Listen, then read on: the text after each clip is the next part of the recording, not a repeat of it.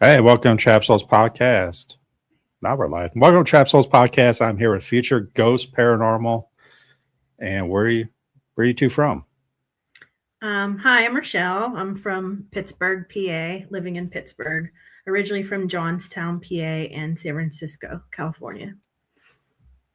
And I'm Tiffany. I'm from Johnstown. I'm living in Wimber, Pennsylvania right now. And me and Rochelle met in Johnstown. How many members do you have on your team then? We have about 7 solid members, and shout out to Tiffany and I are the co-founders of the team. And then we just wanted kind of some like-minded people that we would call our best friends to join. So we've been able to find this amazing group of people. We have Jess Nath. She's on our team. Tiffany's daughter, Lexi, is on our team. We also have Carly Flegel. She's on our team. Shout out to Carly. And we have Laurel Foy is on our team. We have, who else we have, Tiffany? We have Riley, Carly's daughter. Carly's daughter, Riley. And we have Shelly that is like we call floaters. And Tiffany's boyfriend, Jason. So they don't get to come as often, but they just kind of pop in when we need some spots, and they get to enjoy all the investigating with us. So you guys are mainly just all in Pennsylvania then? Yep. Yeah, but where we're from, it's so close to Ohio, to you in Ohio. It's close to West Virginia, so we are able to kind of get around decently, and those places are still kind of considered local to us. So yeah, go ahead. No, you go. We took a trip to Michigan, and I have family out there, and they were able to join us for some investigations, which was really cool. Yeah, I mean, that's always fun when you get to bring family. I just did that because my dad was always interested in it, but never did it. And my brother, I got him into it a little bit. Now he's always like, let's go. So you kind of show them what you do, because they're always like, what do you do? Hunt ghosts? Really? Like that's weird. We love to go to experience it. We love to take first timers and, take people to get the experience. So out there, what's your go-to place? I think all the local places that we try to go to all the time, just because it's convenient. So our closest place is probably Hillview Manor in Newcastle, PA. We go there frequently. We are also very close to the Bel Air house, so we go there frequently. Oh, there. I know, so dark. We like the Ross house too. The Ross house is close. Yep, we do that. I'm assuming you guys done the antique store next to the Ross house then? Yeah. Okay. It's usually pretty quiet for us versus the house. Yeah, for us. But I mean, stuff has happened in there, but I think the house is really where the bulk of the activity is for us. I see. I've been there twice, and it's vice versa for me. Okay. But it seems like a lot of women get more activity in the house compared to the antique store. Then maybe something's that probably makes sense with us. Yeah. We have mostly women, Yeah, I was going to ask you that. Is it all women or just mostly women? Yeah, all our team is women, but we'll let men come sometimes. Oh, yeah. That's nice. Depends on how we're feeling. Yeah. It's funny though how you feel empowered being this girl group of women going to these scary places, and you see these men commenting and being like, oh, I could never do that, or why do you do that, and then I feel like you do get very different activity than what you would get being a guy. And some of the locations we go to, the men get very different activity than the women. Yeah, so I agree. So yeah, Almay Paranormal's on, Nacho's on from Forever Ghost Chasers. Alone in the Dark is on. Hi, everyone. All our Jessica. Hi, friends. Zach. Yeah. And Zach's on. Hi, Yeah. Tammy. I'm sure you're there with him. Lexi, Jess, our teammates are on. So yeah, so, as a group of women, do you feel that energy is amped up? Yeah, I think it's location based. I don't know. Like, you girls just like to have fun, and I think that's what brings. Yeah, we That's do it what a brings lot. it in. Yeah. I think Okay, that brings that the reminds me of two things. First of all, have you been to Old Stone Jail? I have not. I highly recommend going there. Okay. But we were in the dungeon and we had the Phasma box running. We're big fans of the Phasma box. And we kept asking all these questions and it was answering some of them. And, we were like rapid firing, like, what's your name? What'd you do to be here? How old are you? And it came through calling us something on the box that I will probably spell for you just because I don't like the word either. But what it called us was so funny that we were like, man, we need to change our team name. But it called us CUNTS with questions. I don't think See You Next Tuesday Paranormal is a good group name, but But we had questions. See you next Tuesday with questions. I feel like any prison is always like bad words or being derogatory or grabbing you or anything. So when we were at West Virginia Penitentiary, one of our team members, Laurel, we were standing right outside of Red Snyder's cell, and we were doing an EVP burst. So we were kind of like hunched over listening to a recorder. And there was bats that night. So she had her hoodie up on her head, but it was kind of dangling back like a cape. Yeah.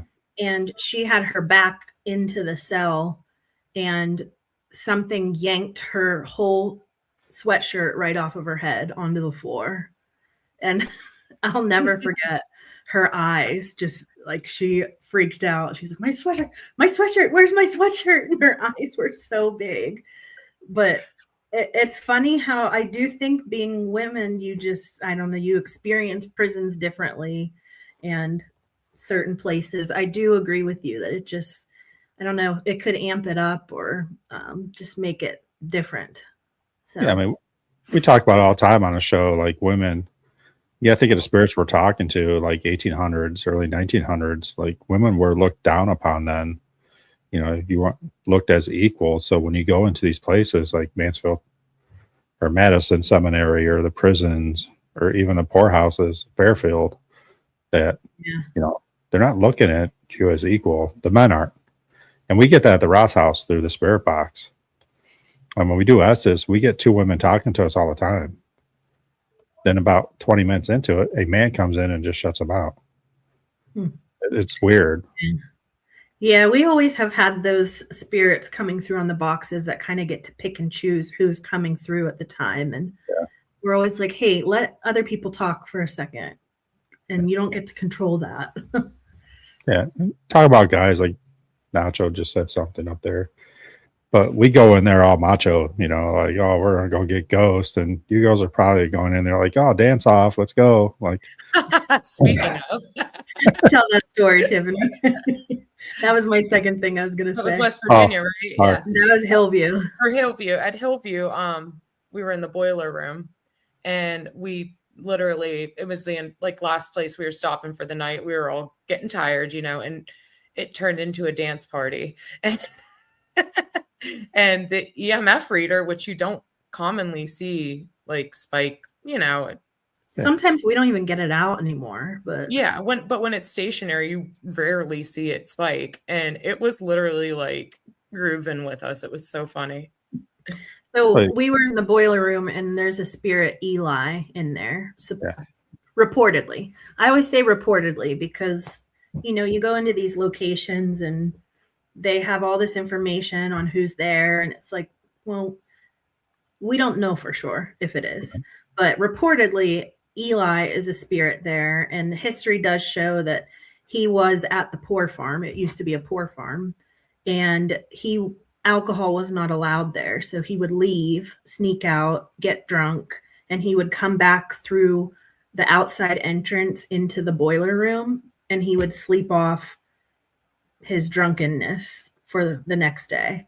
And the one day he came back, he couldn't get in, and he ended up passing out in the snow and froze to death. And they did kind of pull his body into the boiler room. But the rumor is that he likes women down there and he likes music. So we were at Hillview with Zach and Alone in the Dark Paranormal. Shout out, Zach.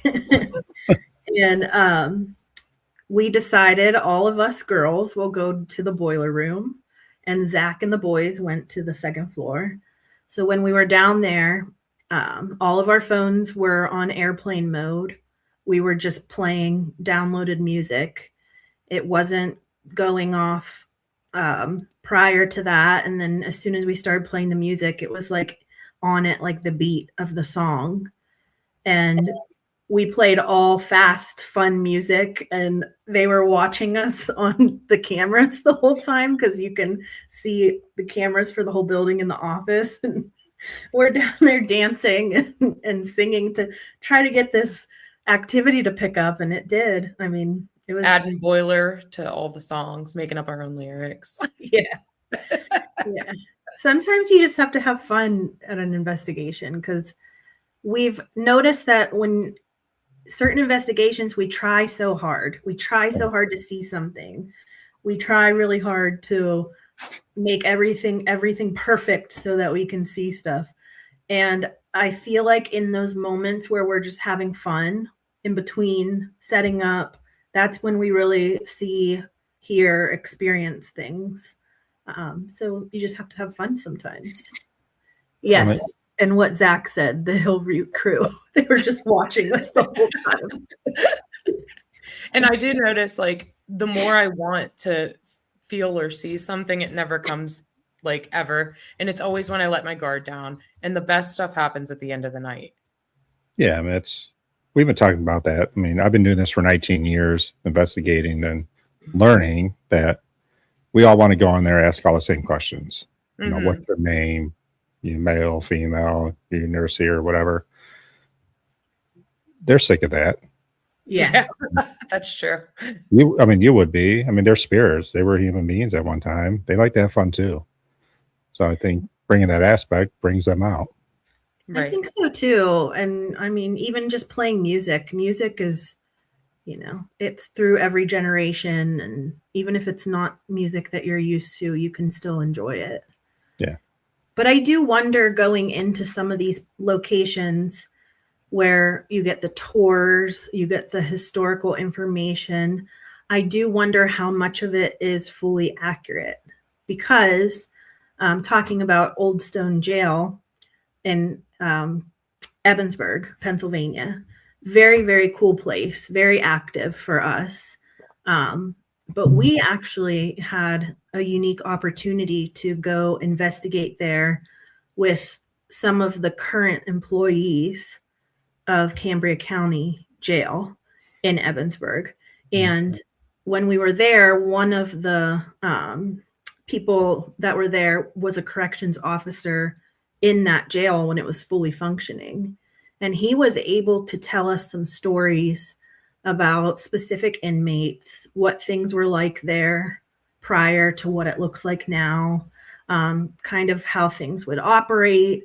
And so he told us a story about an inmate, and I actually have a video to post this on our Facebook page, but he told us a story about Buddy, the inmate, and he ended up hanging himself. He had a cell on the 4th floor, and he was just kind of like a troublemaker, like very defiant, didn't want to do things the right way. And so he did hang himself, and the coroner didn't come pick up his body for a while. So the officers, they had to bring his body down in the cell, and he was just up there for, I think, a few hours. And this was in the 90s, maybe. So until the coroner came to get his body, every inmate in the prison was singing the My Buddy song, the doll from the 80s. Yeah. My buddy, my buddy. My And buddy. yeah. So he told us that story. We started investigating. We had the Phasma box running up there in that same exact spot in the 4th floor. And we were just listening, and all of a sudden this Phasma box said, "That's my buddy." And it took a second for my brain to even comprehend what it was saying. And then I was like, oh, it said my buddy.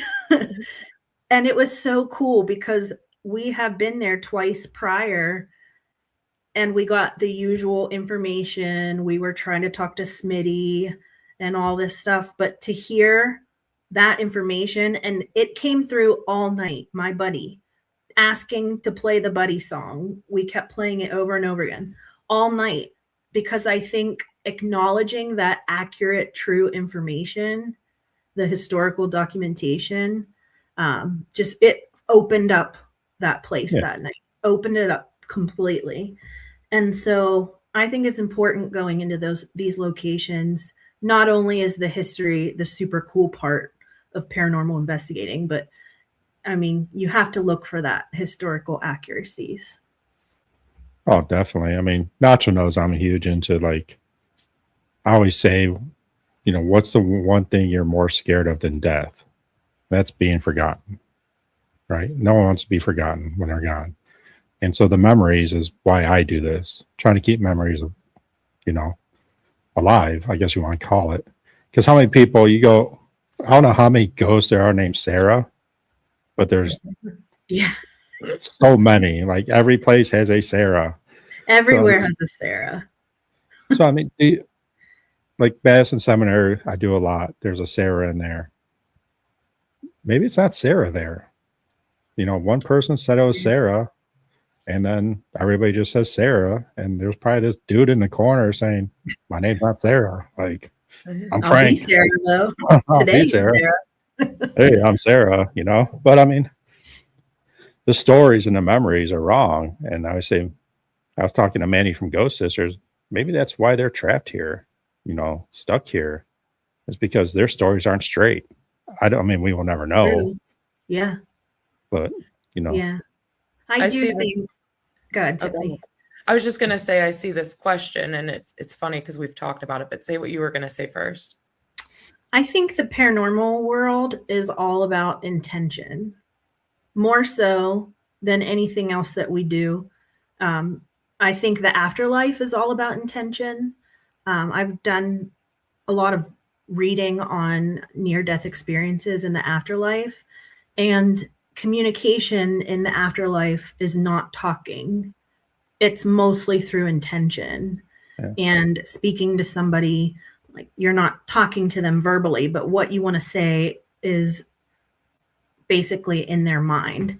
And so I think I'm a firm believer that where we go, you put out the intention that you're going to be able to communicate with people. You put out the intention that's going to be an active night.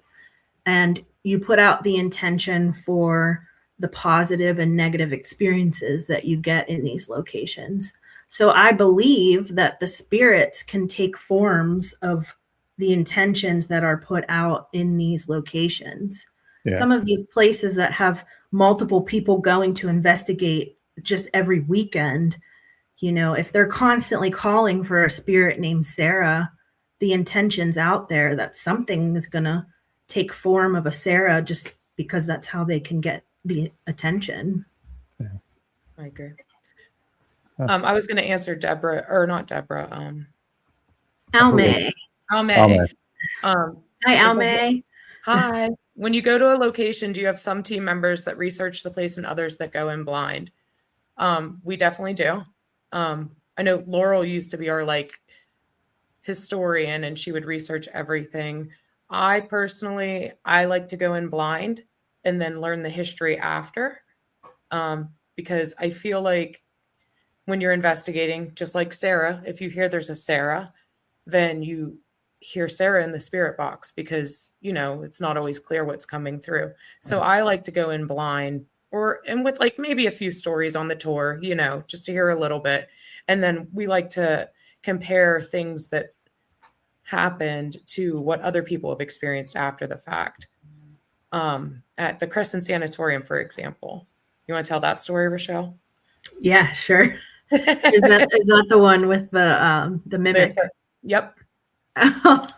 So Crescent Sanitarium, we had a private, and we did all of the old sanitarium buildings, and they were cool, they were creepy, but the jail areas were where we really got a lot of our activity. And so we were in, I think it was building E, but I might be wrong. And we were just like setting up equipment. We investigated probably for a good 45 minutes, and not much was happening. So we were starting to wrap up, starting to collect equipment, and we heard this noise, almost like a beeping. So we thought it was one of our equipment that we forgot, or another team member forgot. So we're walking around the whole jail building trying to find where this noise is coming from. And it reminded me of like a smoke detector when the battery's dying, but it didn't sound like a smoke detector. So we're finally walking, getting close to where the sound is. It was like we were up on the second floor stairs, about to be right where the sound was. And then all of a sudden, the same sound, was on the total opposite end of the building. And so we were going all over this building. I say we were like Scooby-Doo, you know, like Scooby-Doo, like walking around. That's why I love when you tell this story. And we would like be right there where it was, and then it would jump and be like behind a door somewhere else in the building, this beeping. And no joke, we Scooby-Dooed for 30 minutes trying to find this lost equipment. And every time we got up on it, it would jump somewhere else. And then it just stopped completely. And so we never found anything, any loose equipment in there. None of us were missing equipment. There was nothing else beeping the rest of the night. But afterwards, we had found out that people reportedly say that there's a mimic spirit there, where it can mimic your voice, mimic music, mimic sounds. And so I was shocked when I heard that, because if we would have heard that prior to going there, then we would have maybe thought, you know, something was up. But to be able to have that confirmed. Yes, Deborah, Scooby-Dooing. We do that all the time. And to hear it after also, the fact, like cat and mouse chase.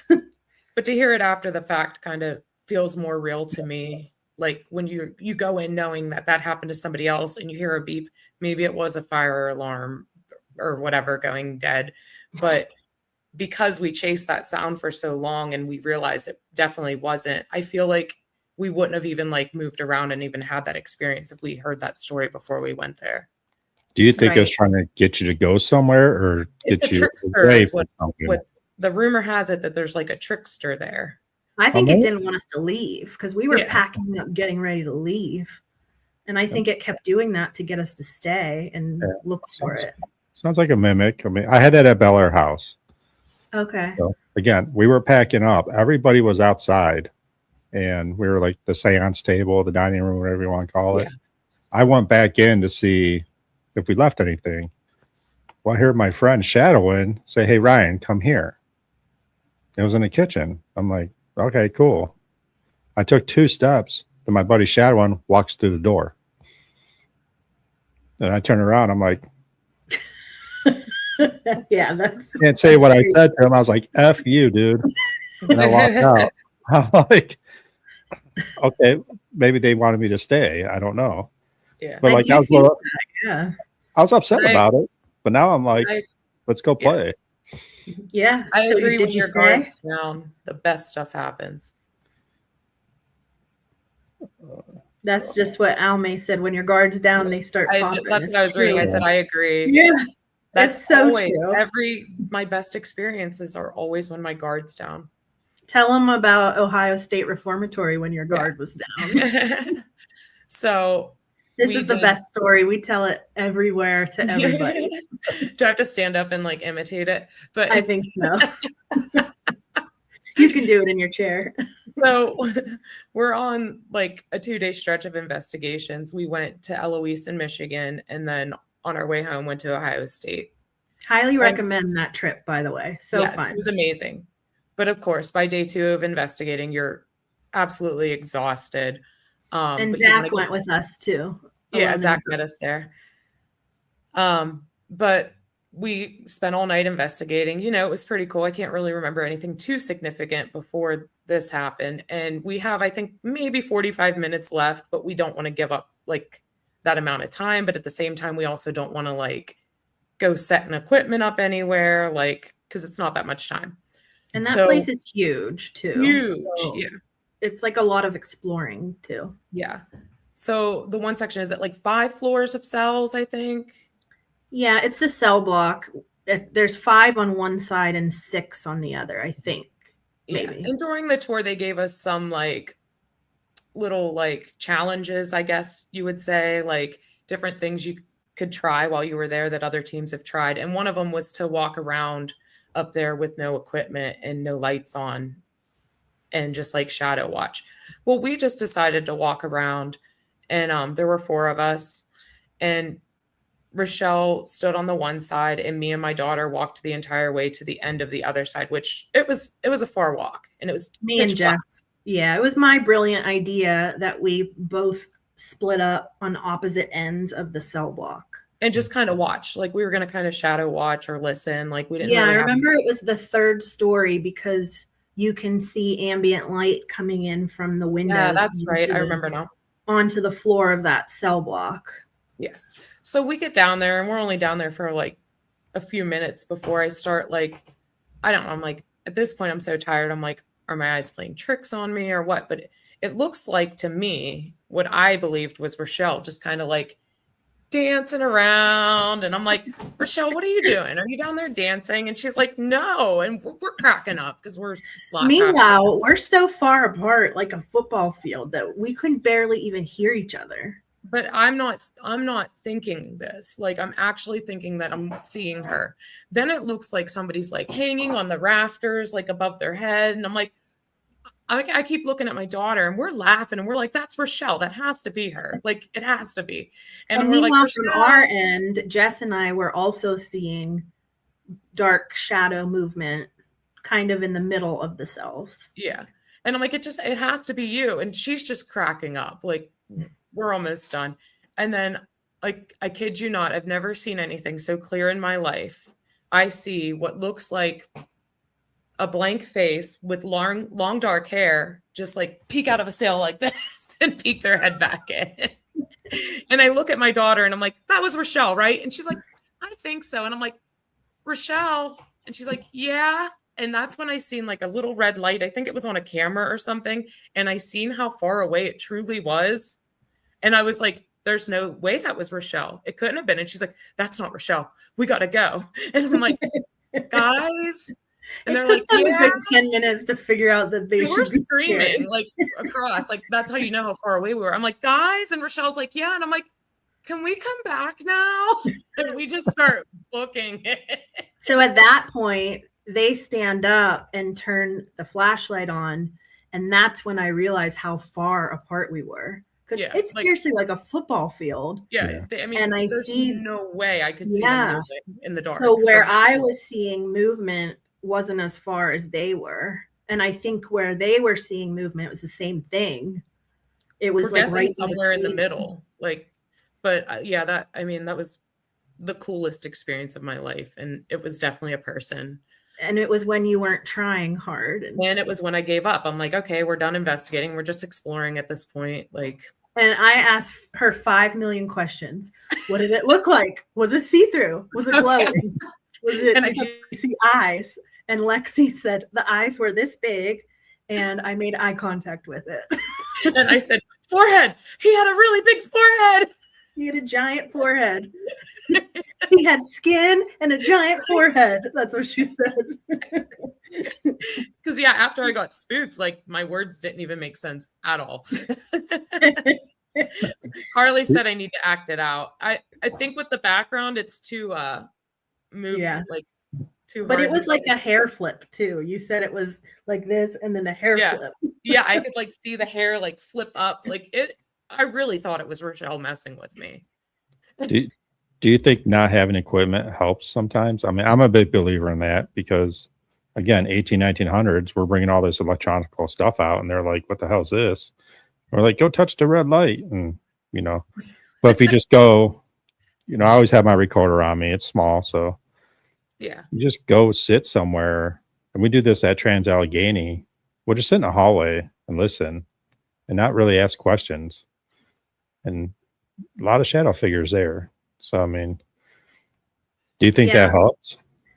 I do think it does. And I actually would love to have an investigation where it's old school, like with no cameras, maybe just like a recorder, not much equipment. Because I do feel like now that the paranormal world is so built up, there's so many gadgets, and we love it all. But I do always think, and we've asked the spirits, hey, would you come out more? Would you talk to us more if we turn the cameras off? And their responses are always usually yes, like turn the cameras off. And I do feel like when the cameras are off, you get more. But I also feel like there's so many times where we've gotten such crazy cool activity with all of the equipment that it's like you're hesitant to do that because you want to get the activity on the equipment. But I do feel like there's a lot of times where when stuff isn't spread out everywhere, you can focus your eyes more on seeing shadows, and you can just focus more on being in the moment to see some things, hear some things, get to experience it, but not necessarily capture it on equipment. Yeah, I've always wanted to do it. I haven't yet because you spend all this money on equipment, but rent Madison out, take a few people there, no equipment, just your digital recorder, and see the difference. Because I've been there 15 times, so would it make a huge difference? I think it would. Yeah. But like, not even bring your equipment to the place. Keep it in your car. Let's just go in there with the recorder and your phone, and let's just go investigate old school wise. I mean, I would love to do that. I think we should plan that. Just do an old school investigation. Because back in the day, they didn't have that stuff. So, it's true. Okay. And you figure they're so used to communicating with people in like these high traffic places that they'd be finding a way to communicate if they felt like it. Nacho said, "What's the scariest experience you have ever had, and have you ever noped out of anywhere?" I don't think we have. Not often. I mean, I've noped out of like a section of the room, but not a location. Right. Yes. I think we've noped out of certain areas, but not like noped out of the whole building. Like I think anytime we nope, it's probably either where it feels very, very dark and heavy, or it's making us like physically ill or faint. Yes. Or, or if there's like rapid fire footsteps that right up behind you. Yeah. Oh, bats. Yes. Zach, bats. Yeah. Me and Zach, we don't like bats. Yeah, I heard his bats. I feel like I'm the only one on my team that doesn't nope because of bats. Have you ever had an instance where you question yourself? Like, why am I doing this? When it's freezing. Yeah. Yeah. That's then I question myself. Maybe when it's like 5 a.m. and we're driving home an hour and a half. Even then, I'm usually pretty amped up though. Like from the adrenaline hits. It does. What about you, Ryan? No, I've never. I think this. I don't know. That's a hard one. I've never not left a place. I stick to it. Yeah. Trans Allegheny was like my first experience of like fight or flight type thing. We were sitting in a hallway, heard some noises, and it was toward the end of the hallway, and I saw this gray, solid, pretty much gray person walk out of a room, look at me, you see its head turn, then walk in another room. Wow. And my stomach was tight. That was like I saw, full apparition when I was younger, but being older, you're like, oh shit. So I was like, did it take a second for you to realize what you were seeing? Yeah, because I was like, what the hell? I stood up and I'm like, no, this is not going to get the best of me. So I went to the room, and the weird thing was, I could not get in that room without my flashlight. I hate flashlights. So I'm like, flashlight off, let's go in this room. Yeah, I'm not a fan. The only reason would be if you're like going from one spot to the other. Yeah. For safety purposes. But. Yeah. And it was like, I cannot break the threshold of this door. So I called my buddy Ashley over. I'm like, and he didn't see it because they were on the other side of the hallway and there's a door cracked open. I'm like, walked in that room without a flashlight. He could not even get in that room. It felt like something was pushing him back. As soon as we turned a flashlight on, we walked right in. It was weird. And it was just a room. So that was one. The last time Madison Seminary, I had them lock me up in the attic, back hallway. And I always mess with that doctor up there. He pisses me off. So I always go up there and mess with him a little bit because he likes to mess with women. And that time was a little different. Like usually I'm cool up there. They don't like to mess with me, but something dark came out and it felt bad. It was to a point where I'm like, yeah, we're cool, dude. I'm just messing with you. Like I was just joking for the last 14 times, You feel it change. Yeah. It changes the whole atmosphere of the place. And I was like, I should not be up here, but I did think 45, 50 minutes up there. And my friends came up and got me. And I mean, there was walking in the attic on the other side. The doors were rattling a little bit. And when they came up, the door was unlatched and opened a little bit. So it was kind of cool.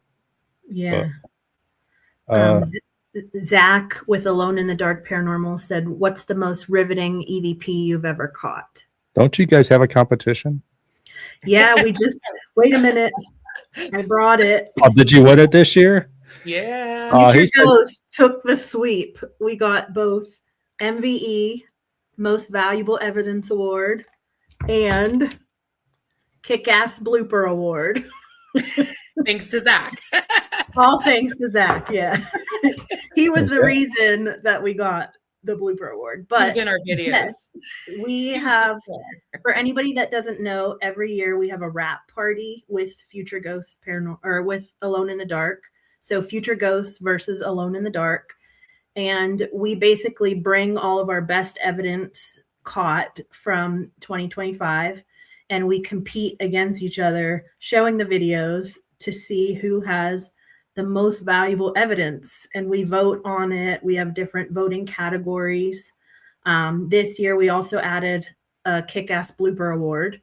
And because you catch funny moments sometimes. Don't ever forget, recorders are always running.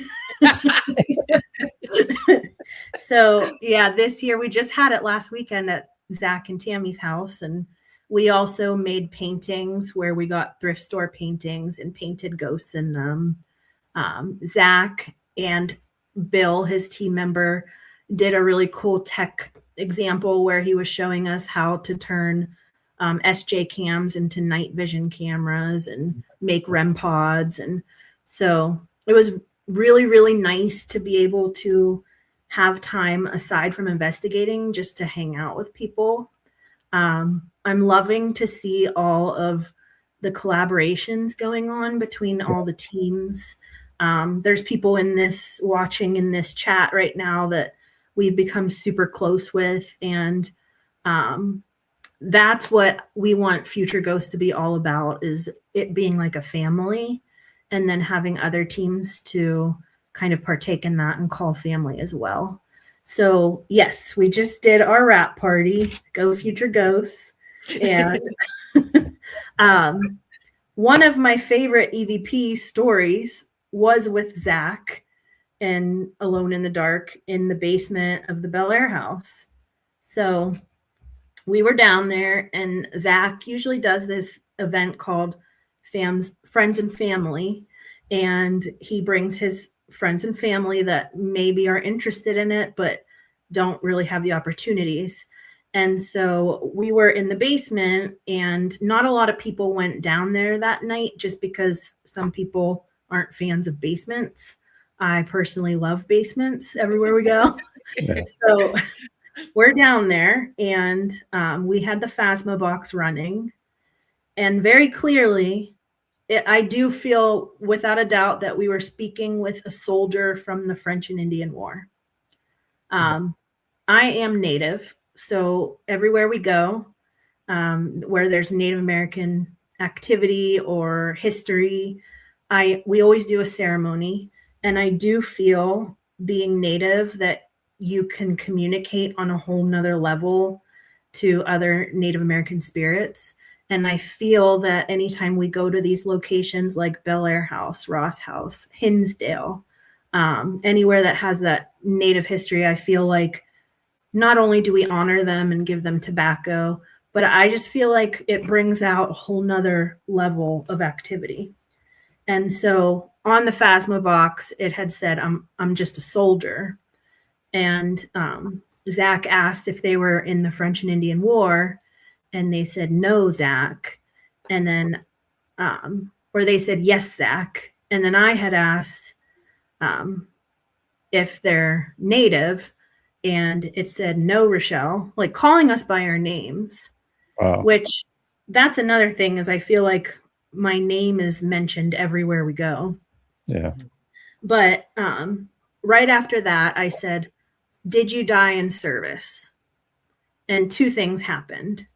One, we got a response that was not on the box. It was an EVP, but it was a disembodied voice that we heard with our own ears. And immediately it said, yes, as loud as us talking right now.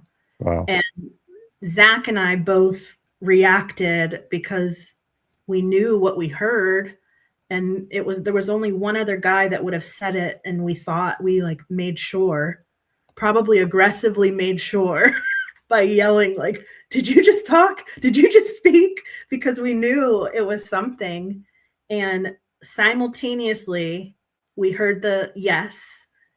I caught it on recorder. And then my Phasma box died, completely stopped working. Not just that, my tablet was completely fried. I had to buy a new one. Wow. It was completely fried. Yeah. So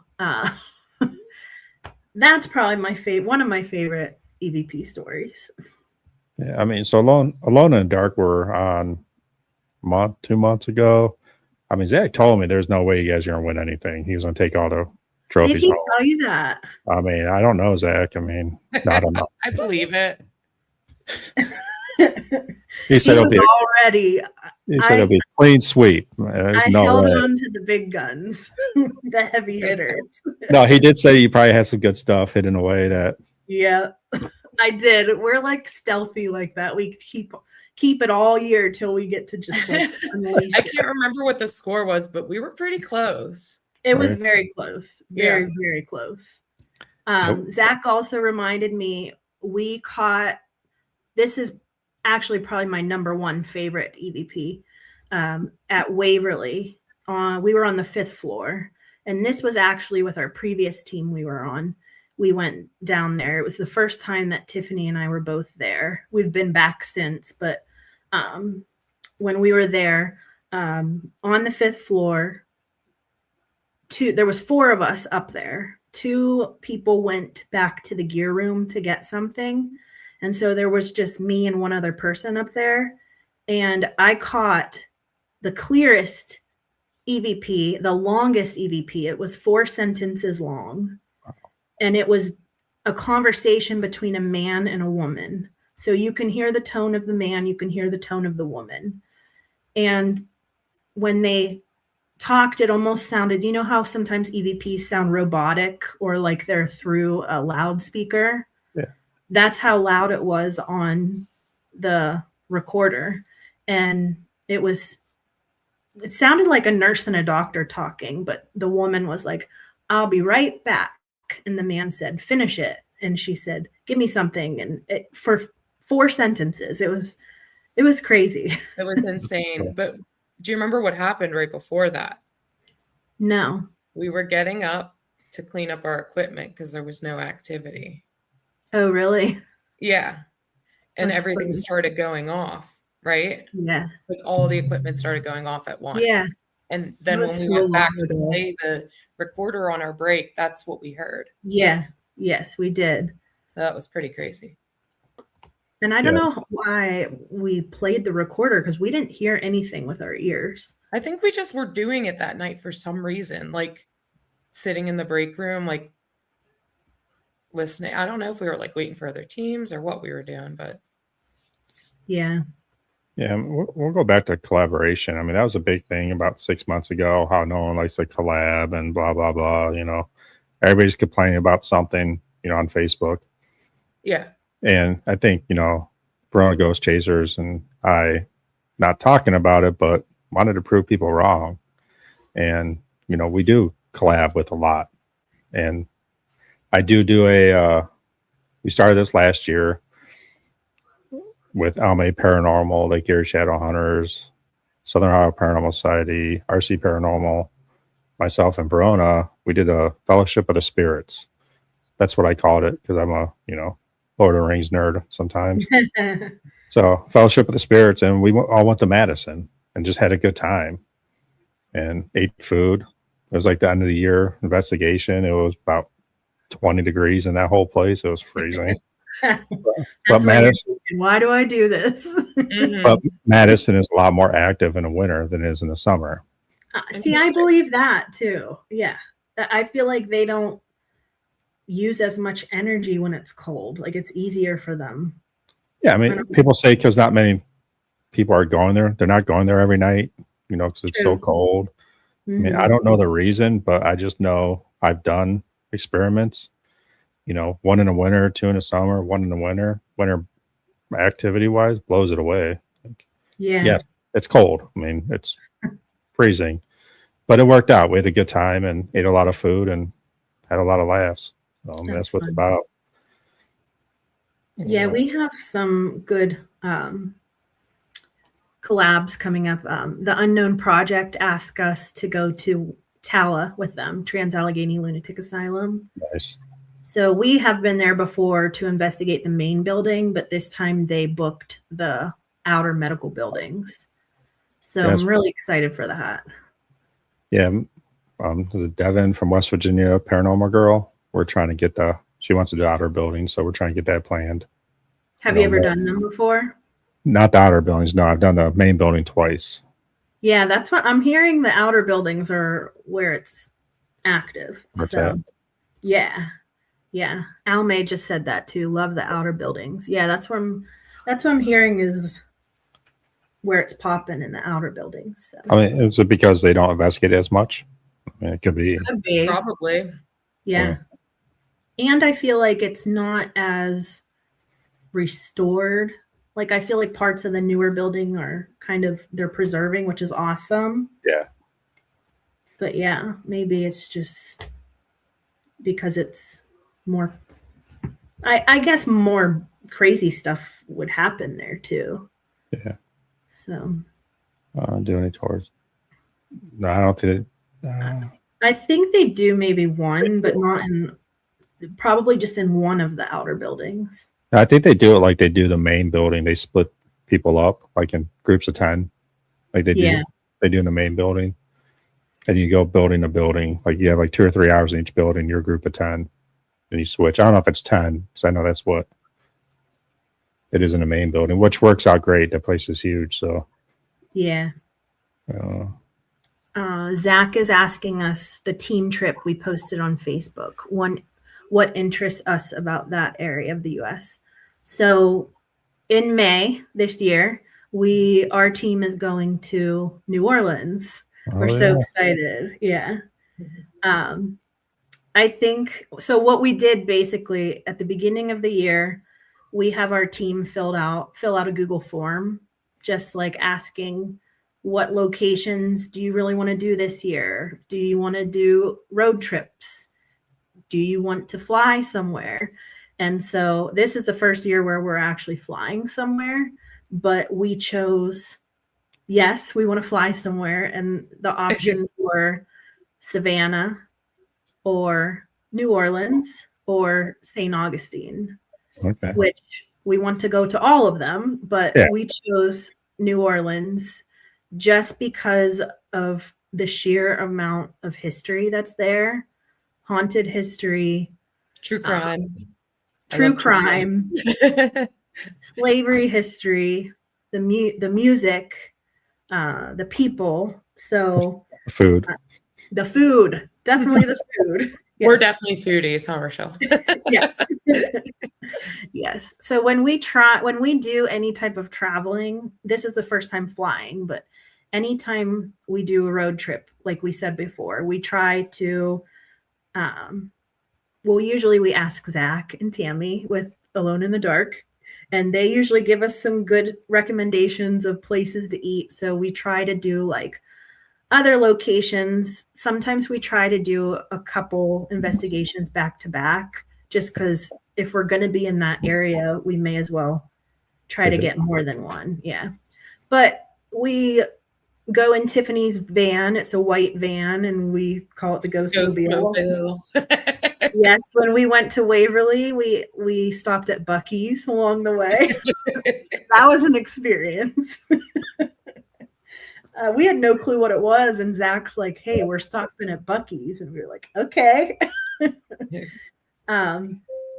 We also, when we went to Waverly, we did Mammoth Caves National Park, which was really cool, and we stayed at a cabin there. Our team member Carly. This is a good one. This is the kind of stuff we do on our trips, but she was waiting for us because we were meeting up somewhere, and she met this older couple, and they call themselves the Night Walkers. Okay. And they are a paranormal group, and they usually go hiking to these areas, and I think they're Bigfoot people. But they were like, "Hey, we know this haunted place that was Floyd Collins' cave entrance where he got stuck and died. Would you like to walk with us to this location?" And we said, "Yeah." Yes. So we meet up with them. We're walking through the woods with people that were packing. It wasn't scary at all. And no, they weren't. It was fun. And so Carly calls us before that. She's like, "Okay, guys, I found somebody. They're going to take us into the woods to this Floyd Collins." Like literally the moment she arrived too. Like it wasn't like, So long story short, this couple was awesome. And we're walking in the woods at night. Tiffany ends up with a tick from Kentucky. And then it wasn't the one that makes you allergic to meat, thank God. So, And so the Rocky Mountain spotted one or whatever. Yeah. So we get there and we learn this whole huge history that Floyd Collins was a cave explorer, and he owned and found one of the entrances to Mammoth Caves, but he got stuck in there and died. But he was stuck for like many days. Yeah, I actually just recently decided to research that, and it's very interesting. You should look it up. So look up Floyd Collins if you can from Mammoth Caves. But his house was there, and they actually pulled his body out and put it on display for a while. It was a really sad story. And so we went there and explored it, and it was beautiful. And then coming back, they were doing some owl calls, some Bigfoot calls, but it was a blast. So just be aware that when you travel, you get to meet these people, and it turns into really fun opportunities. But New Orleans, though, is just, I think, one big reason I've wanted to go there. Any American Horror Story fans here? Because the Coven one, was it the Coven one where they had the Lalaurie, Madame Lalaurie? So. Yeah. So ever since then, first of all, I'm going to the Lalaurie mansion, and I don't think we can. I think it's closed, but we can at least do look at the outside. Try to get some EVPs outside. But we also were really interested in true crime, and we're going to be investigating the Rampart Street murder house. Okay. Have you heard of that? Yeah, I've heard of it. Okay, so really sad story you guys should look up, but it's the story of Zach and Addie, and they were a couple that were living in an apartment above a voodoo shop on Rampart Street, and it was right after Hurricane Katrina. They wanted to rough it out there, and he ended up going crazy, and it was a murder-suicide where he basically cut her into pieces, put parts of her in the oven, put parts of her in the fridge, and he even wrote all over the walls, "Don't open the oven. I'm sorry for what I did." And then he died by suicide himself too. So very, very sad story, but just something that I don't know why we do this, but something that we want to check out. So that's our plans. I know why we do it. The cemeteries, we want to There's see the CUNTs with questions. That's why. That's why. We have important questions. Yes. Besides, I mean, do you guys have like any plans besides just going down there? I mean, have you reserved stuff already, or? Yeah. So far we have that investigation planned. Okay. We're going to do a swamp tour and check out Oak Alley Plantation, which is also haunted. Yeah. And then there's just like some places we want to check out. We're staying at Bourbon Orleans Hotel, which is one of the most haunted hotels down there. We want to check out there's one bar that is the oldest bar in New Orleans, I think, or maybe even in the United States. I'm not sure. United States, Rochelle. Was it? Yeah. I think so. I can't The remember the name blacksmith, already. Lafitte Blacksmith's Yes, bar. Lafayette is how I was saying it, but that's probably not right. Maybe that is it, yeah. I just made it up, but yeah, so just like we like to do the normal touristy stuff and have like some things planned, but also just leave it up to those moments where we can meet people that will take us to maybe go Floyd for a walk in Collins an Cave alley this entrance. time, Yeah. Yeah, you know. I'm just kidding, Debbie. We will take your advice. We won't go out alone. Yes. Thank you, Deborah. We'll be very careful. Hey, good night, Nacho. Have a good one, man. Bye, Nacho. Bye, Zach. Thanks for coming. I think Zach was just saying good night to Nacho. Yeah. Oh, okay. Avoid the ninth ward at all costs, says Debbie. Yes, that's what I've heard. Definitely. So yeah, we're excited, and it's always good to take trips. I mean, doing the same stuff. We just have so much fun. I feel like even just in the van riding together, blasting music and making playlists. Yeah. Yeah, it's we're doing Billy Creek and ISS this year. Oh, we're going out there. We're going to do them back to back. We're going to spend 3 nights out there. And the first night, we're just going to hang out, have a good time. I think RC Paranormal's coming. Verona Ghost Chaser's coming. Zach wants to know about our pull-up song. So when we pull up to a location, we like to play Korn Coming Undone. And what's funny, our pimp up song. Yes. So what's funny is the last time I was pulling up to a location, I was like really cutting it close on time. I just had my music on, like, you know, my lights. Not you, Tiffany. Always late. But I forgot to put my pulling up song on, and as soon as I made the turn, it turned on. Like, it was my playlist, so I'm not saying like, you know, it came out of nowhere, but it was pretty nice timing. Intention. It was pretty nice timing. Somebody was looking out for me. They knew I needed it. We also have another song. Jess is reminding me. You know the Jack and Diane song, right? Yeah. We just have like an alternate version to it. And I don't want to even say it because I want to meet up with you one day, Ryan, and we're going to play it for you when we meet up, okay? but just Okay. know that we have And don't be another Googling it. we have another song that we always play on our road trips. So when we see you in person, we're going to play it for you. Okay. Let's get some generic questions out of the way. Bucket list place anywhere in the world. We were just talking about that. Yeah, I really want to go to St. Augustine.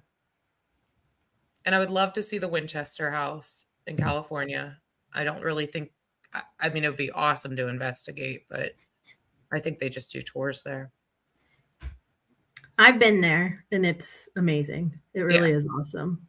Just to tour it. I think you can investigate there, but you have to be pretty famous, maybe. I'm not sure. Well, they have like, you have to have so many followers, and it's like starts out like $10,000 or something a night. It's crazy. It is definitely worth going to. How many followers do we need? I don't know. That's a lot. Probably millions. Yeah, probably. I mean, not what I have. St. Augustine Lighthouse has always been on my bucket list. Yeah, that place just looks cool. I mean, from the lighthouse to the corridors where they stayed. I mean, it's all supposed to be a museum.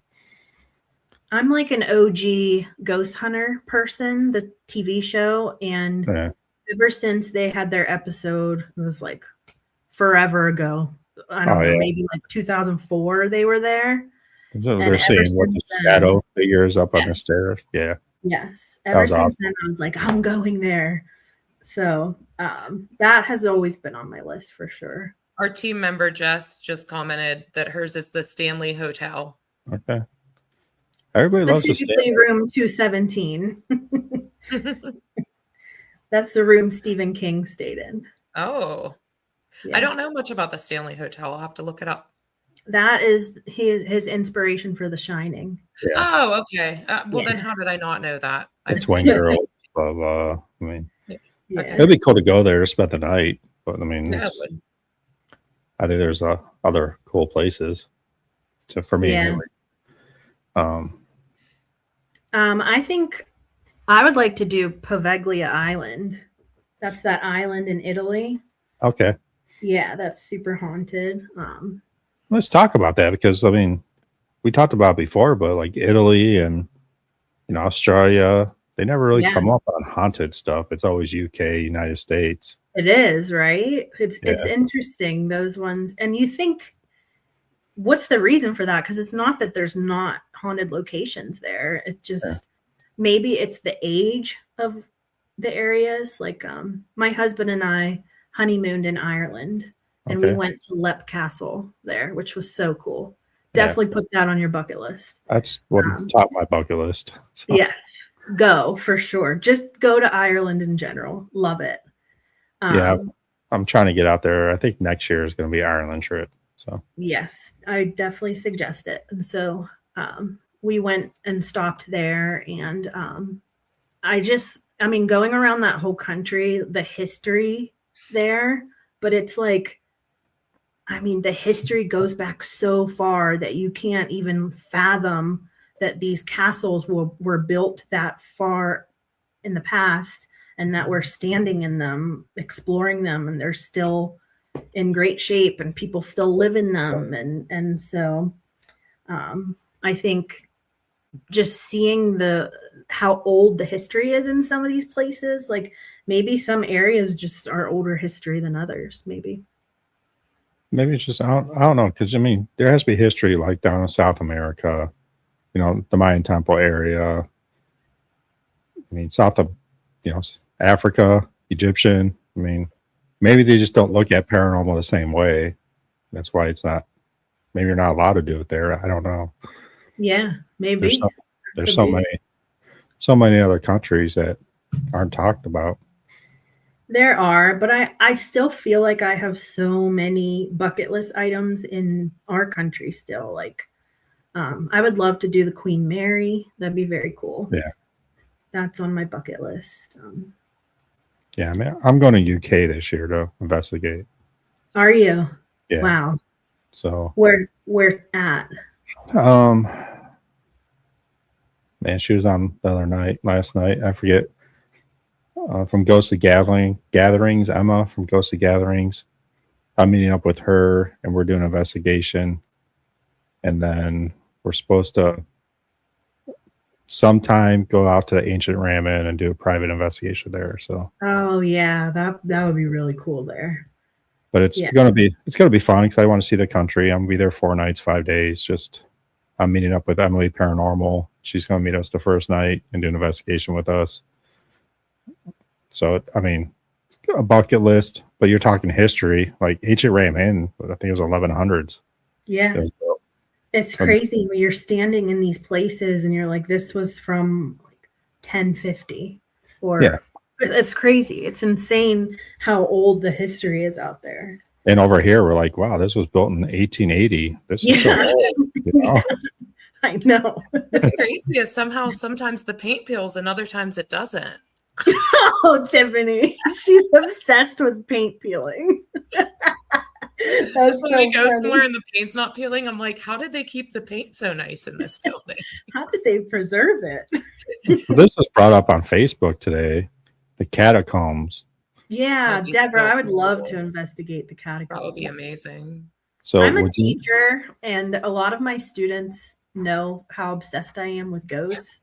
And so some of them, this one little boy in particular, every time I see him, I think he thinks that we're like Ghostbusters, and he's always like, "You catch a ghost yet? Did you catch a ghost yet?" And I'm like, "Not yet." But some of them travel, and I did have a student that went into the catacombs in Paris, and she came back and brought me all these pictures to see. Aww. And so that from that moment on, I was like, "Oh, we got to get there. We got to get there." That's like my dream investigation, and it sounds stupid, and people don't believe me. Besides the people that actually know me, I want to do catacombs solo with no flashlight. Wow! I just want to go in and just see what happens. I'd be so scared to get lost. Me too. Hopefully someone gets me. I mean, maybe I'll put a little GPS tracker on me. You're reminding me of like as above. Put an air tag. Air tag. But I think it would be, test your limit type things. I love testing my limits. Yeah. And I'm not gonna lie. I mean, I'm gonna be scared. Like you lock that door, and I gotta walk down these catacombs with no flashlight. Yeah. I'll probably have a lot of bruises on my legs from hitting stuff. But I feel like certain places like that, or certain places we go, I feel like sometimes it's more of the normal that we're scared of, not the paranormal. Like, oh yeah, we scare ourselves. Is there a homeless person living down in the catacombs? Because that would be terrifying. Who knows? It's funny. yeah, I mean, lead. I don't know what am I saying. We don't do too many solos as a team, but I mean, I'm open to them. I think some of our investigators would be, and some would not be. So I've pushed my team to do solos, not because I'm an ass, but I think it's important for these places we do investigate, hospitals and everything else. You got to think about the people that were there. Yeah, they were solo and with maybe a nurse or a caretaker, and that's it. So when you come in with 15 people or 10 people, they might back away. Yeah, we do notice we get better results with smaller groups. Yeah. So we do try to split up into smaller groups. So I think solos are important, and it's like people think I just push them because I'm just trying to be that guy, but I think it's important to try to get answers that way too. Tiffany, we do get a lot of luck in hospitals and places like that because Tiffany's a nurse. She's the director of nursing at a nursing home where she lives. And so she kind of goes into character, and we offer Nurse Tiffany up to anybody that needs help or might need medicine or I'll walk down a few dark hallways alone, but she does. She shakes the medicine down the hallway by myself. Yeah. Do you walk down like Jello or pudding or something? No, I just say do you need any help? Are you having any pain? Do you want to? No, but next time we're bringing Jello for sure. Do you want to help getting ready for bed? Like things I think I would normally say, like doing a nursing job, And the one time we were at Hillview Manor, which was a poor farm turned into like a long-term care facility, and she really went into character and had like the lab coat and the little nurse hat. And in the basement, I think something yanked on her doctor coat or whatever you were wearing real hard. It was like a lab coat, yeah.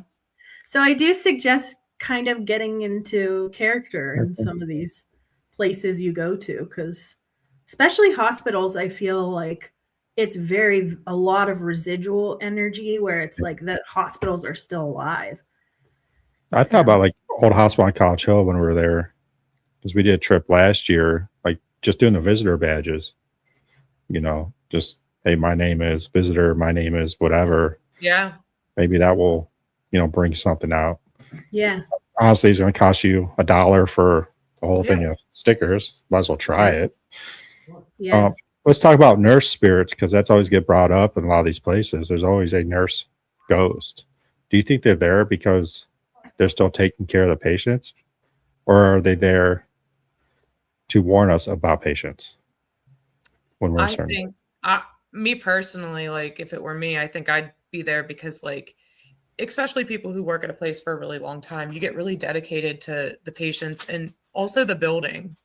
Like, it kind of becomes your second home. So I think they're just attached to like the building and the patients that were there. Because I always thought like the back in the day, the nurses, that was their life. That was 24/7, like Trans-Allegheny. So like, why would they? That's what they want to do. That's what they did. So when they pass, they're doing the same thing. Yeah, I mean, as a nurse, you often spend more time at work and with residents and their families than you do your own family. So, and like at Eloise Asylum, the nurses and doctors and their families lived there in the building. There was like a whole nother section that was the staff quarters where they lived, and it was a nicer part of the building. The architecture in that part of the building was done better, and so I personally think, especially after going to Waverly multiple times, that place alone, I just think there's a whole nother level of energy that is in these locations because of how massive it is and how many people worked there, how many people were in and out of there. Like Tiffany said, how many people dedicate their lives there. And I think a lot of the hospitals have more residual energy where it's like, like carts wheeling down the hallways and bed curtains sliding and medicine bottles and keys jingling. And because I really do feel like so much energy is created in those buildings, and it's not just going to go away.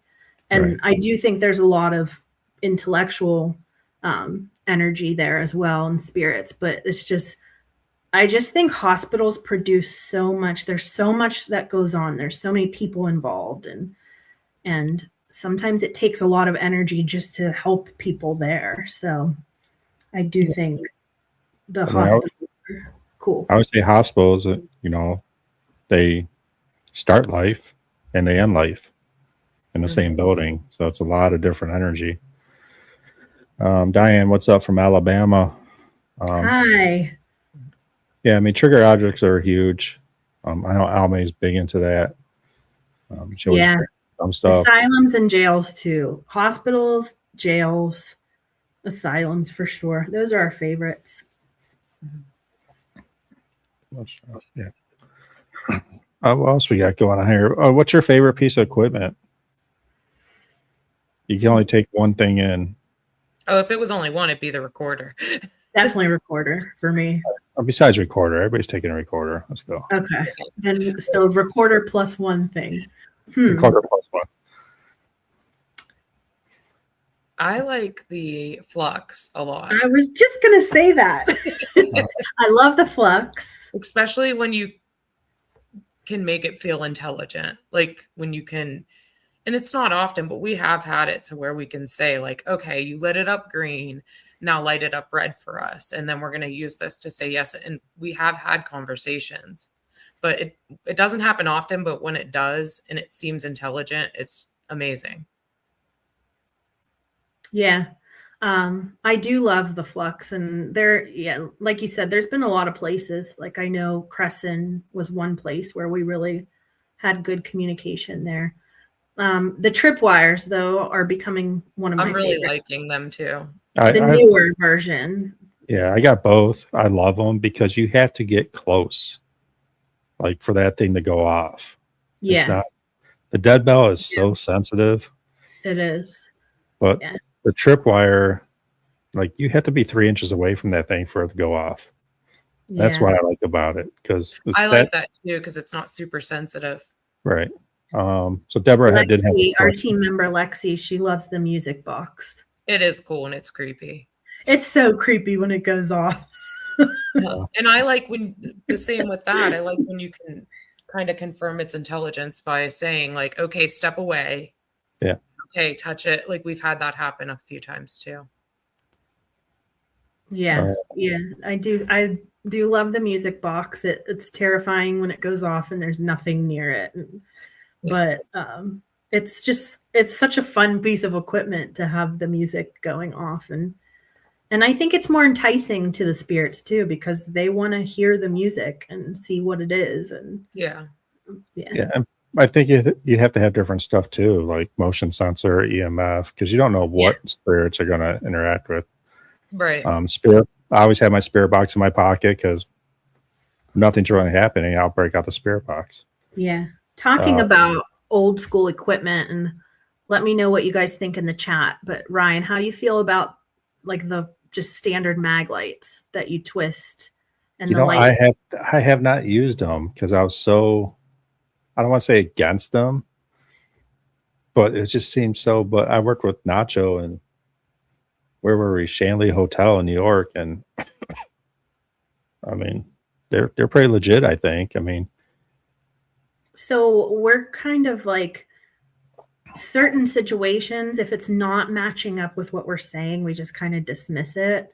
yeah. But the last time we were on the third floor at Hillview, I was sitting on the floor and I put the flashlight right beside me, and you kind of have to give it time to for them to figure it out or to try to get it to be where they're responding to you. But I told them to come sit by me where the flashlight was, and the light immediately went on.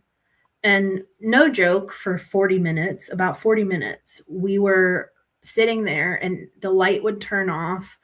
And I would say, no, don't leave me. I'm visiting you. Come back. And right away it would pop back on. Like not like a little bit of flickering, but completely on. It would go completely off. And I'd say, no, come back. I want you to sit by me. And over and over again for like 40 minutes, it kept doing that and like right on cue asking. And so we have been getting that out a lot more lately just because I think it really works well to corroborate with other equipment. Yeah. So when we were at the Ross house, when we were with Zach and his team, it was only 4 of us, Zach, Tammy, me, and Jess. And we had set a beach ball on the table. And I think this is the video that helped us win the MVE award. But there was a ball on the table. It was like a beach ball. And it was heavy because there was something inside. So it didn't roll well. But we put it on the table. Zach, he said boo. So we put it on the table. We asked it for like an hour, knock it off the table, push it over. And it kept looking like it was trying to, like it was moving a little bit. And then finally it rolled onto the table. And that whole time that it rolled off, we had been getting the flashlight turning on, counting down on cue. So turn the flashlight on, please, in 3, 2, 1, and it would go on. Then there was also other things running around, like setting the tripwire off, almost like kids were running around. And then we went upstairs. I left the camera running on the ball. There was also a motion sensor on the table where the ball was, and a tripwire, the newer tripwire 2.0, on the floor. And we did end up catching on camera the ball starting to roll. It stopped. The motion light went on. Then the ball started rolling off the table. The tripwire went off before it even hit the floor as it was falling. So I think being able to see all this stuff simultaneously going off, like something actually physically moving, the tripwire going off, the motion light, the flashlight was going crazy before. So, yeah, that was an amazing experience. Jordan. Yeah, I got your.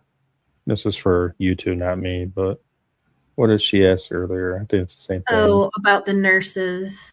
Yeah, if they don't die there, why are they there? Yeah, I do think it's energy, as in those are the locations where they spent the most time, or the locations where they've devoted the most time and attention in their career or in their life. Sometimes I feel that it is just energy, and sometimes I feel that it is the spirits of children. I think some of the locations we've been to, there have been people that do pass away that are there, but I do always think about that too, Deborah. Like, why would the doctors or the nurses be there? And if it's not residual, maybe they're attracted to or stuck with items too. A lot of these places have items, and we used to, two of our team members, Carly and Laurel, used to own an antique store in Jennerstown, PA. It was 1806 antiques, and it was very haunted. They did such a nice job with that antique store, and they did end up selling it, but it was built in 1806, like started in 1802, built in 1806. And so super old, but like the walls were built, the brick walls were built of horsehair and lime. I remember them saying that's how cool it was. But I think the building itself was haunted, but all of the items in there were what contributed to that location having all different types of spirits. And so maybe some of these places do have spirits that are attracted to things that are in the place, in the locations. I don't have a clear answer for that, but I do wonder about that all the time. I mean, I think some of it is like Fairfield County has the superintendent. He was in charge of the place. They say that's the meaner of the spirits there. Maybe he just likes the power trip because he was in charge of that place. You know, like, this is my place. No one else is taking it over. That could be. They don't want to give up that power. Yeah, and I did play a trick, not a trick. I did a experiment. We'll call it an experiment. When I was at Fairfield, I got there early. Me and my buddy Craig went to the jail cell, whatever they want to call it, and I talked smack on one of my teammates that were coming, female. I'm like, she's taking this over. You're kicked out. You know, I'm like, you're in charge, but she says she's in charge now. So if you want to stay in charge, you got to do something. I did not tell anybody. I filmed it all. I did not tell anybody besides my buddy Craig. No one had any idea what we're doing. So they went up there, just the girls went up there and did a session in that room. She got her name called. She got her arm like grabbed. And it wasn't until we were doing a podcast here, and I'm like, oh, yeah, I got to tell you something. I got to set you up. I just wanted to see, you know, and it worked. So there is something in charge up there that's saying, I'm in charge. And like nurses, they like taking care of people. That was their life. And they're going to go back to those places.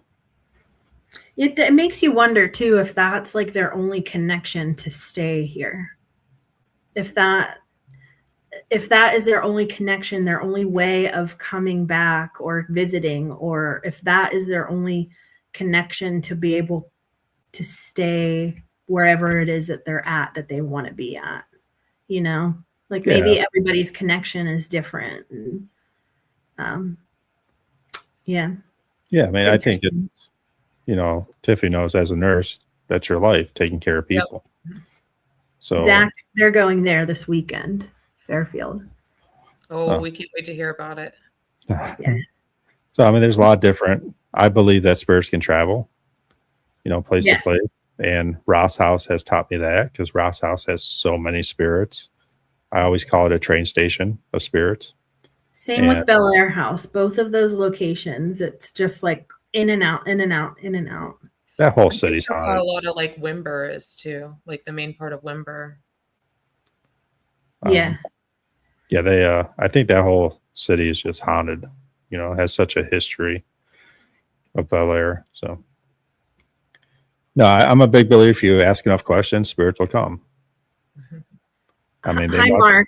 I like that idea. He said using music to draw spirits from specific timelines, about using Christian music to see how bad spirits or negative spirits would react. We did that at Hillview Manor. There's a chapel in the one part of that hospital.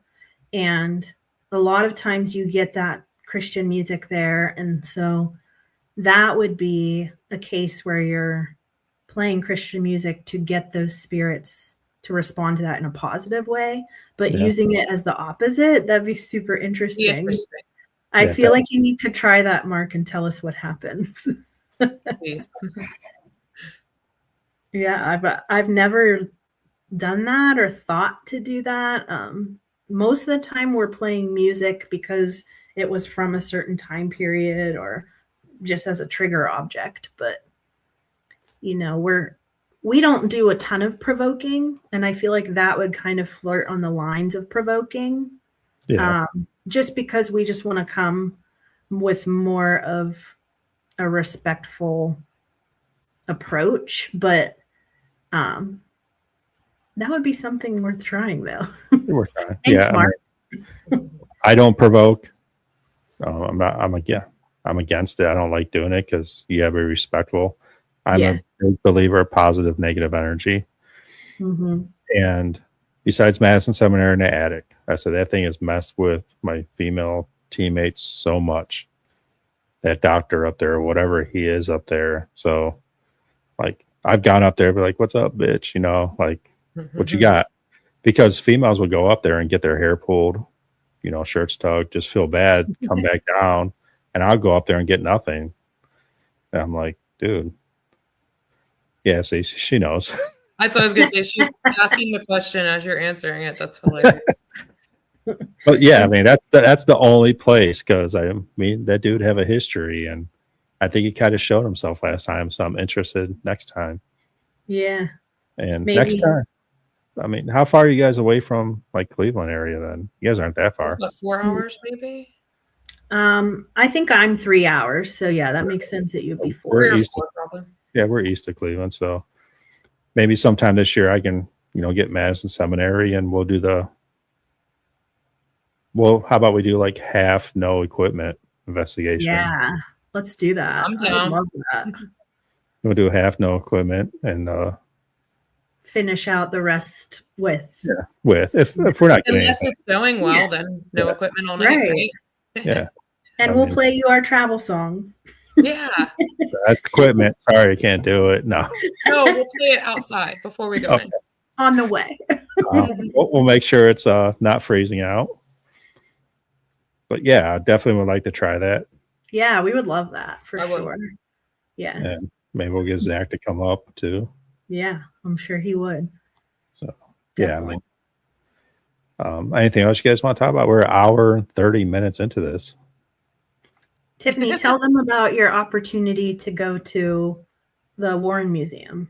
Oh yeah. So a friend of mine, we went to a Paracon in Gettysburg, and I guess like just for buying tickets, you could win tickets to the Warren Museum.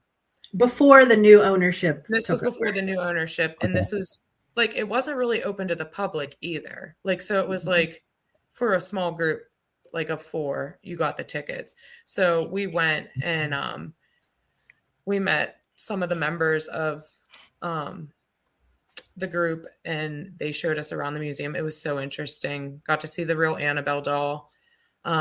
got to see all kinds of haunted objects.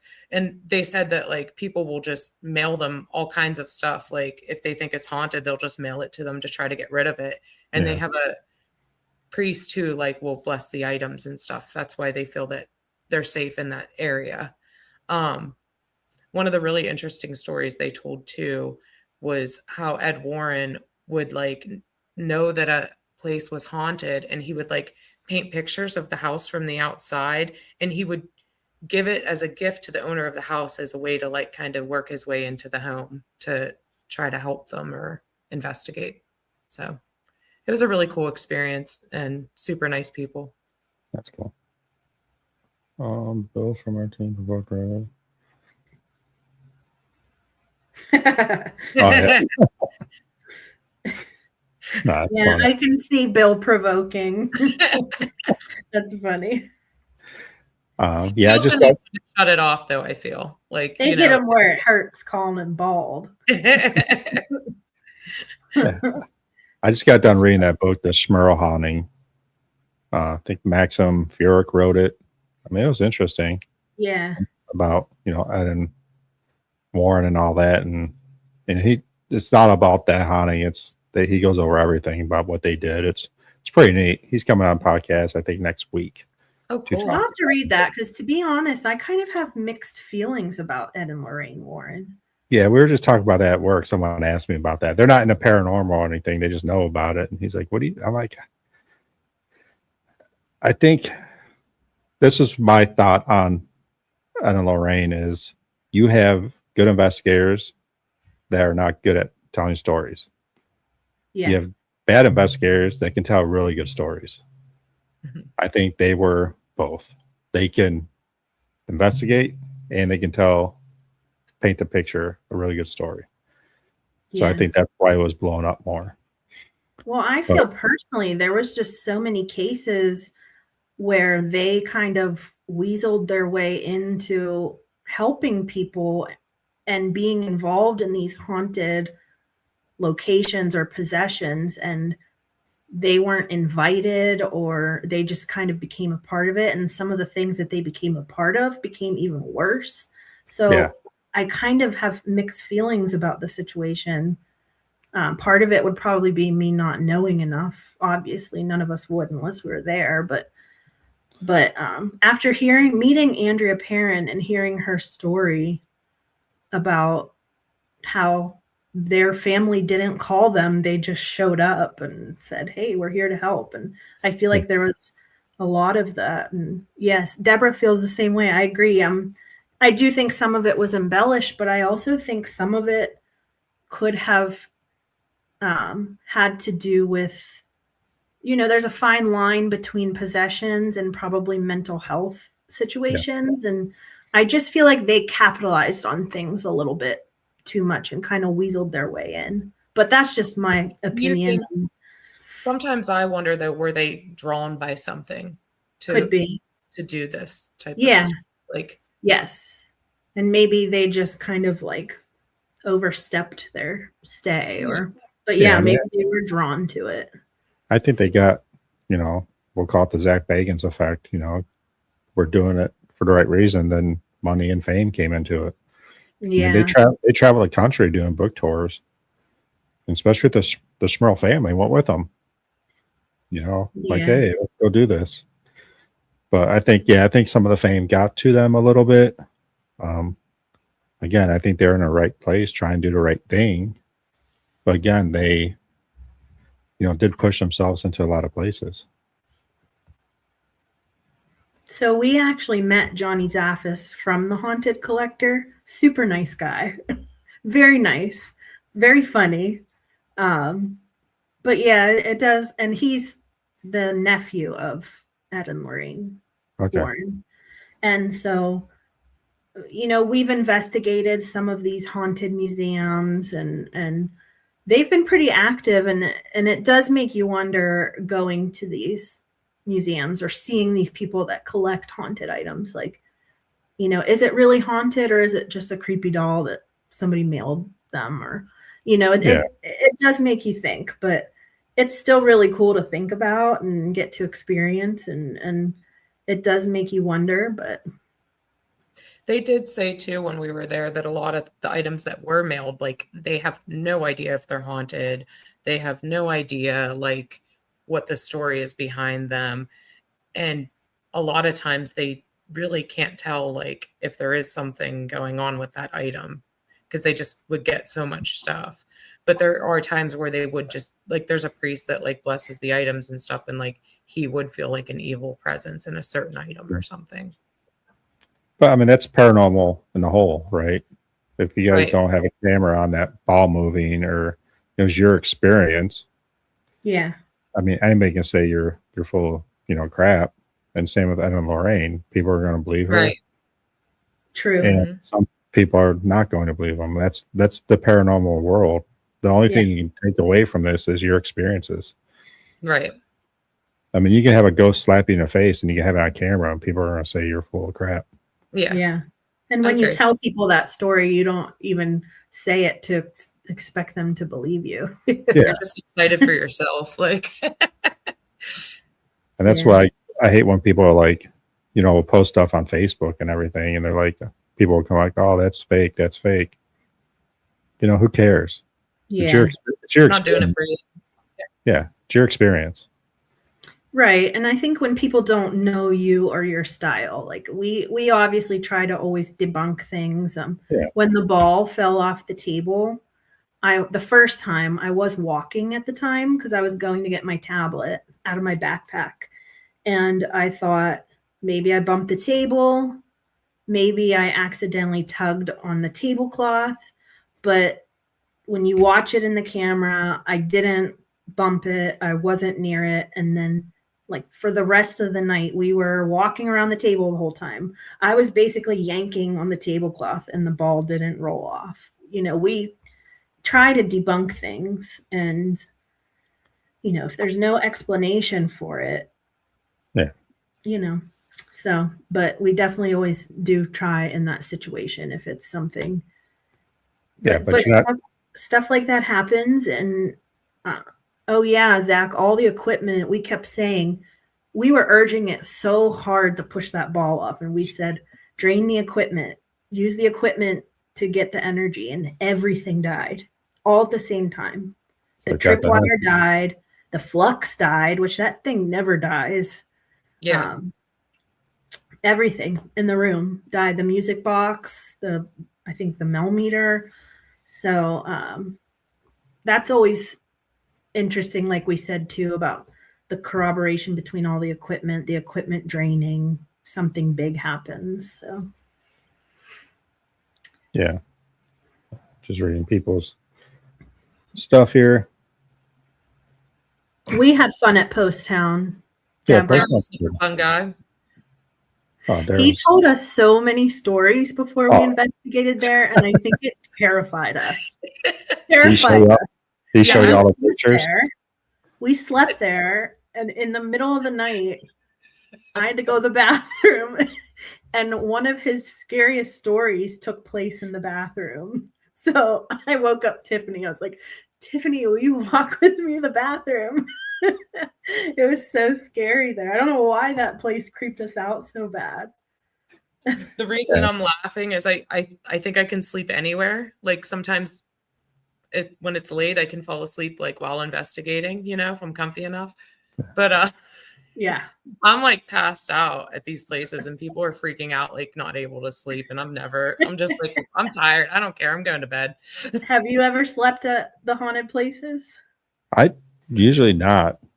I mean, I've driven 7 hours to the Shanley Hotel, investigated. I think I took a 40-minute nap on some like terrible chair that had like rivets sticking in my leg and everything. I drove 7 hours back. We do like to stay there because while we're sleeping, it's like you can continue with your equipment recording or trying to catch things. I'll investigate till 4 or 5 in the morning and drive home. Yeah. It's not a big deal. We usually do unless it's pretty far, and then we'll just it's better if we can sleep there. So when we went to Post Town, we slept there. We're going to Beale Manor on the 6th of February, and we're sleeping there. That's fun. That's a good place. Yeah, we're excited. We've never been there. So Yeah, we did a big trip last year, and it was 6 places in 5 nights straight. wow. Wow. We start off at Madison, drove down to Post Town, went to Old Hospital on College Hill. I call it 6, it's really 5, but then we drove to Ross House, no, Bel Air House. We stayed in a campground, and then we did Bel Air House. The next night we did the Ross House at an antique store. Wow. So it was a draining. It was a 1990 RV that swayed like you're on a ship when you're driving. It was, That sounds amazing, though. yeah, it was fun. I mean, but Daryl was nice enough because we could not get our water working, the shower, and there's 6 of us in this RV. It's like, all right, we're gonna start stinking here sooner or later. But he came out in the morning, and there was like a tornado. There was a tornado watch coming over our phones, and he's in his golf cart. I'm like, there's a tornado watch. He's like, no, that's not supposed to happen till this evening. Don't worry about it. I'm like, but it's on my phone, dude. And he's like, oh, don't worry about it. He's like, but if you guys want to go wash up and stuff, I'll open everything up for you. So, really cool guy. Yeah. Thanks, Deb. We're really excited. We've never been to Bill Manor yet, so you'll have fun. I mean, it's a cool place. I took my brother there, just me and him, for his first investigation. Oh, that's cool. It was really awesome. What else we got going on here? I had something on my mind, but it's not important, so don't worry about it. But yeah, I mean, I always say this to everybody because usually everybody have on, just keep being you, keep having fun. Because I am huge about making memories with family, with friends. Because I say, that's all we have, our memories. And people are like, "Why are you going to the UK?" I mean, for doing this for so long, you live, you die. So why not? When I'm living, I'm living. Yeah, that's one of my favorite things about our team is, me and Rochelle were best friends in high school, and you go off to college, you have kids, you get married, and life happens. And she lives in Pittsburgh now, and I'm still in Johnstown, but I feel like it gives us another excuse to meet up. Like we were always saying, like, we're going to have to get together soon. We're going to have to make plans soon. And we would do things still, but I feel like the past few years having the team has like given us such great opportunities to spend more time together. And I love it.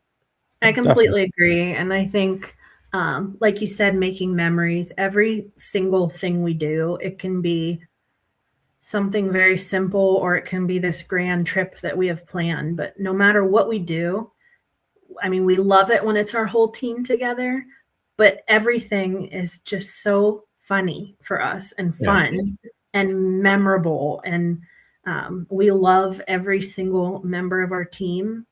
And everybody feels like family now, and we all mesh so well together, and we all laugh so well together. And for example, our team member Jess, the first time she investigated with us was at West Virginia Penitentiary, and she instantly bonded with us. She was snuggling with Carly when the bats were coming around, and just like all of these moments, it's like everybody just becomes like family, and we all just love these memories and laugh together. And sometimes the world can be a crazy place, but we do this crazy stuff together, and it is so fun, and it's just we get a thrill out of it. It's like it fills our cup is exactly the words. It fills our cup, being together and doing these things, meeting other people and collaborating and just talking. So it's really been something that has become a huge part of our life and like family. And so that was our goal for creating this group. We wanted something where everybody that is a part of it can feel like it's their family. So no, I mean, I think 30, 40 years or how many years down the road, Tiffany's going to be serving you guys, Jello and pudding. Yeah. And you're going to be talking about your song. Yeah. Playing bingo. Yeah. Playing bingo. So I mean, For it's all sure. about those stories. I mean, even like a song, when you get to a place, that's something you guys are always going to remember, Yeah. and it's always going to something you're going to tell your kids or grandkids, whatever. And oh, you know what Grandma used to do? You know, and like, oh yeah, I used to ghost hunt. What? So I mean, and you can tell stories. I mean, it's what it's Yeah. about. With a badass girl group team. Yeah. Listening to Corn in the nursing home. Yes, together. headbanging. We'll be getting in trouble. We always do. Oh yeah. No, that's what's about. I always say, you know, keep being you because it's great. I mean, Yeah. And Lexi you said too, she'll keep Ryan. bingo numbers for us. She's an activity aide at the nursing home I work at. Only do it the right way, though, Lexi. Yes, because we know some of them ladies get mad. Yeah, you keep being you too, Ryan. And I I'm try. happy to get to know you. And I hope that Yeah. let's definitely plan something together. Definitely want to collaborate. It would be awesome. Yeah. Yeah, we'll definitely collaborate. We'll do that Madison experiment. Yeah. We'll just do it. We won't call it a naked investigation because we're going in there. We're going in there with no equipment, but I like that. I like People it. might get the wrong idea for Yeah. Like, oh, we're gonna go live. Yeah, let's do this. Maybe we should. Let's do another experiment. We did that at Madison, Almay. We were by the Devil's Toy Box, and we were getting some responses. And I'm like, oh, let's do it. Like, you want to have a dance off? And then like, ding. I'm like, okay, if it dings again, if you ding this, I'll do a dance off, pants off, or whatever in the attic. And there was like nothing until I said that ding. I'm like, oh God. I'm like, You gotta no, do no, it. You was gotta 50 follow it was through. it was 15 degrees. I'm like, it's cold out, so don't judge, you know. But no, it was fun. I mean, That's funny. all about having a good time. It sure is.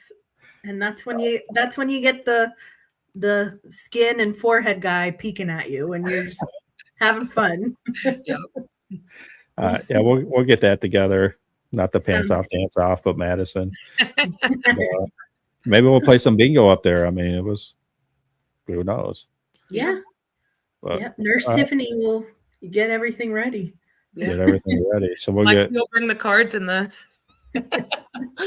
we'll get alone in the dark to come up also. So Yeah. all right. Well, I appreciate it. It's hour 50 minutes Thank into this. And Thanks for having us. yeah, thanks have a good again. night. And Yeah. if you guys ever come up with like maybe after your New Orleans trip, give me a message and we'll have you back on and we'll talk about that. Oh, that'd yeah. be amazing. Yeah, definitely. I'm sure I'm we're sure gonna we'll have some good stuff. by Yeah. that. I appreciate everybody else jumping on and asking questions. I don't know And where Tiffany went. she's gone. I said gone, so we're gone. I appreciate. Have a good night, everybody. Bye. Bye.